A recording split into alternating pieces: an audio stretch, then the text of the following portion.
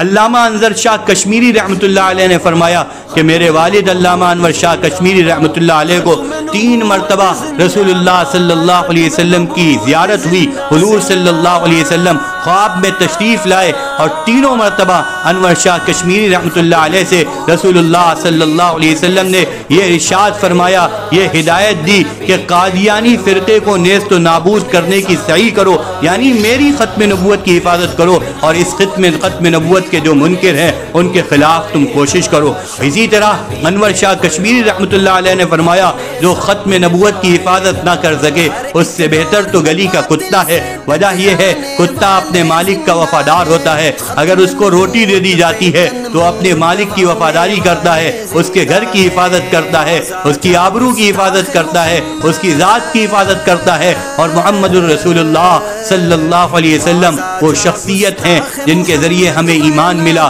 جن کے ذریعے قرآن ملا، جن کے ذریعے اللہ ملا، جن کے ذریعے ہم نے باپ کو باپ سمجھا، جن کے ذریعے ہم نے ماں کو ماں سمجھا، جن کے ذریعے ہم نے رشتہ داروں کے حقوق جانے. یہ تمام چیزیں ہمیں بتلانے والے محمد الرسول اللہ صلی اللہ علیہ وسلم ہے. اگر ان کے مقام و مرتبے پہ کوئی ڈاکہ ڈالتا ہے، کوئی حملہ کرتا ہے اور ہم چپ اور خاموش بیٹھے رہتے ہیں تو یقین جانیے ہم سے اچھا گلی کا کتا ہے جو اپنے مالک کی حفاظت میں اپنی جان دے دیتا ہے.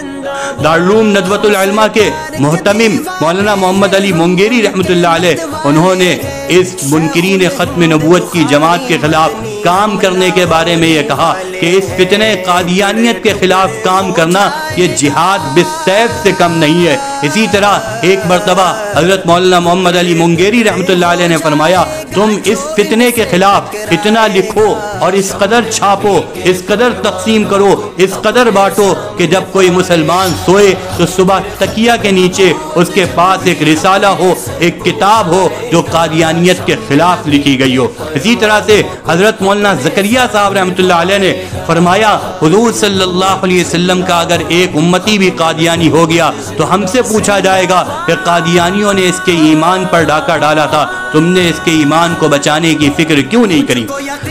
بزرگوں میں ایک بہت بڑا نام آتا ہے شاہ عبد القادر رحمۃ اللہ علیہ کا. ان کے پاس مولانا لال حسین اختر صاحب رحمۃ اللہ علیہ حاضر ہوتے ہیں اور حضرت سے کہتے ہیں حضرت کوئی وظیفہ بتا دیجئے، کوئی ذکر و اذکار بتا دیجئے، کچھ اورات بتا دیجئے کہ ہم ان کو پڑھ لیا کریں. تو مولانا عبد القادر پوری رحمۃ اللہ علیہ نے مولانا لال حسین اختر سے فرمایا تم ختم نبوت کا کام کرو. ختم نبوت کا کام کرنا، ختم نبوت کی حفاظت کرنا یہ گویا کہ سب سے بڑا وظیفہ ہے. حضرت جی مولانا یوسف صاحب رحمۃ اللہ علیہ جو بانی تبلیغ حضرت مولانا الیاس صاحب رحمۃ اللہ علیہ کے بیٹے ہیں اور اس تبلیغی جماعت کے امیر دوم ہیں، حضرت جی مولانا یوسف صاحب رحمۃ اللہ علیہ نے فرمایا کہ مرزائیت مکر و افتراء اور کذب و فریب کا ایک پلندہ ہے. مرزا قادیانی جھوٹوں کا سردار تھا. امت کو اس فتنے سے بچانے والے پوری امت کی طرف سے فرض کفایہ ادا کر رہے ہیں. یہ حضرت جی مولانا یوسف صاحب رحمۃ اللہ علیہ کا جملہ ہے. وجہ کیا ہے کیوں ہمارے اکابر اس قدر پریشان ہیں، کیوں ہمارے اکابر اس قدر اس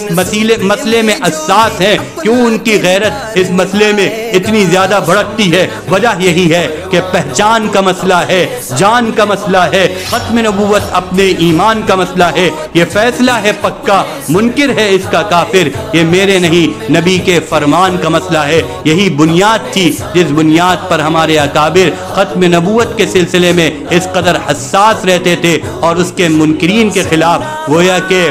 میدان جنگ میں اور میدان کارزار میں نکلے ہوئے تھے اور اس فتنے سے بچانے کے لیے اپنی انتہائی درجے کی کوشش ہمارے اکابر کیا کرتے تھے. یہ ہے ختم نبوت اور یہ ہے تحفظ ختم نبوت. ایک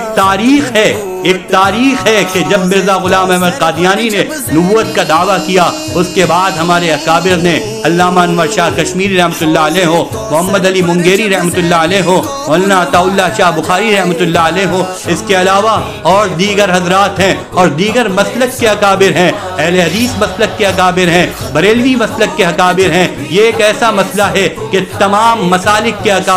سر جوڑ کے بیٹھے ہیں اور اس مسئلے کی حساسیت کا احساس کیا ہے اور منکرین ختم نبوت کے خلاف متحد ہو کر کام کیا ہے ہمارے تمام اکابر نے.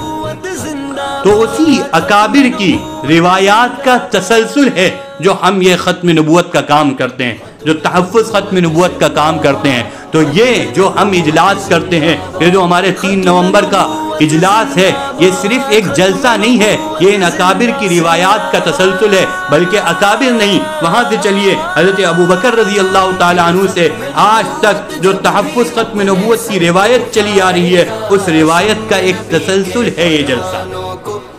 اسی لیے ہماری تمام عوام سے زیادہ اپیل ہے کہ آپ اس پیغام کو عام کریں، ختم نبوت کے پیغام کو عام کریں، تحفظ عقائد کو پیغام کو عام کریں، تحفظ ایمان کے پیغام کو عام کریں، اور زیادہ سے زیادہ اس اجلاس میں لوگوں کی شرکت کو یقینی بنائیں اور لوگوں کو زیادہ سے زیادہ اس طرف متوجہ کریں۔